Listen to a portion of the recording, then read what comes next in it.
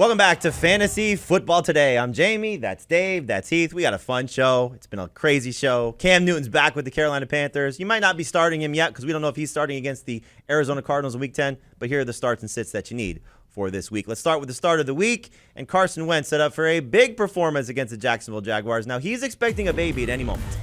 He might have the baby while we're talking right now. Hopefully, everything's going to go fine. Can have a second kid. Everything will be great. Then he goes out and leads the Colts to a victory and gives you the fantasy production that you need as well. He's been awesome of late. 6 straight games with at least 20 fantasy points. 3 straight games with 24 or more fantasy points. And the Jaguars have been bad against some mediocre quarterbacks this season. You might have heard of Tyrod Taylor, Tua Tagovailoa, Geno Smith. 3 of the 5 quarterbacks to get at least 24 or more fantasy points against the Jaguars.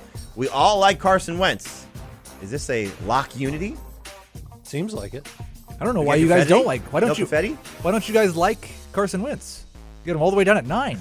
top 7 quarterback this week. Yeah, but you're starting him over Aaron Rodgers. That I don't get. I am starting him over Aaron Rodgers. I'm a little bit worried about Aaron Rodgers not being in the building for 13 days. That's fair. All right, but Carson Wentz in a good spot. So start him this week, number 1 fantasy quarterback. That's basically what he's been and hopefully will be for the rest of the season.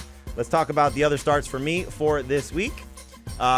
2 Broncos I think are going to be fine. Melvin Gordon's been great. I haven't given him enough credit, but Jerry Jeudy, this is the breakout game you've been waiting for. They're not going to get much from Cortland Sutton, not going to get much from Tim Patrick. Jerry Jeudy goes off this week against the Philadelphia Eagles. Love the setup for him. Let's go to your starts, Heath, here as we continue our look through the starts and sits. And I want to ask you about 2 guys here in particular, Hunter Renfrow, Dan Arnold. So both probably better PPR than non-PPR? I think both will be better in PPR and non-PPR. Arnold because he has such a problem with touchdowns because of his offense, and Renfrow because he doesn't do a lot on a per-catch basis. But I do think Arnold, because he's a tight end, is a pretty easy guy. He's a top 12 tight end now. He's number 1 in targets in Jacksonville since his second game with the team, and I don't know any sign that's going to change. Renfrow, now the number 1 wide receiver for the Raiders, and kind of has been for most of the year in terms of targets and catches. I think now he's locked into 8 or 9 targets per week and a solid 13 fantasy points as well. Hopefully both guys continue to produce and we get another good game out of Renfrow and another quality game out of Dan Arnold. Just find the end zone. Score once. Let's get you 1 touchdown here against the Colts. All right, Dave, let's take a look at your starts here, and we're going to have a fight. So you have 2 guys on your list that you like, and Heath has 2 guys that he doesn't like as his sits. So we'll start with Jalen Hurts. Tyler Higbee be the other guy.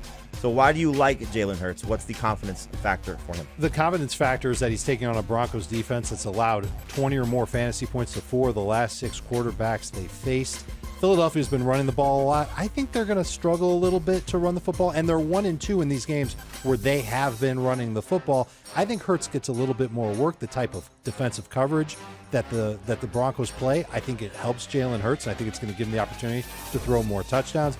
And above all else, that Broncos defense is beat up. Their best pass rusher is Jonathan Cooper. Their secondary is missing a couple of starters. I think Hurts is going to have to throw a little bit in this game, and he's completed over 60% of his passes each of his last 2 games. I'm just absolutely terrified of this offense. They've thrown 31 passes in their last 2 games combined. Now they're facing a Broncos defense that is much better against the pass than they are against the run, so I don't think we get a change in offensive philosophy here. And it's not just the last 2 weeks for Jalen Hurts. He has 4 passing touchdowns in his last 5 games combined. I am just worried with the way this offense is functioning right now. I don't think it's a good situation. All right, so you like Jalen Hurts. Dave, you do not like Jalen Hurts. Heath, you guys feel the same about Tyler. Just want to wrap up one thing. So, Dave, you said they're 1-2 in the games they've been running the ball. They're 2-4 in the games where Hurts was throwing the ball. So it's not like they were faring much better when Hurts was throwing the ball a little bit more. Tyler Higbee is a guy that you like, Dave, and Heath, you do not. So, Dave, what's the positive side for Higbee this week? He barely makes the cut as a startable fantasy tight end, and really he's a 10-point PPR guy. He'll get you 5 catches for 50 yards. He should have scored last week. He had a foot out of bounds. They've been trying to get him in the end zone. He's taking on a team in the 49ers. They've allowed a touchdown to a tight end in each of their last 2 games.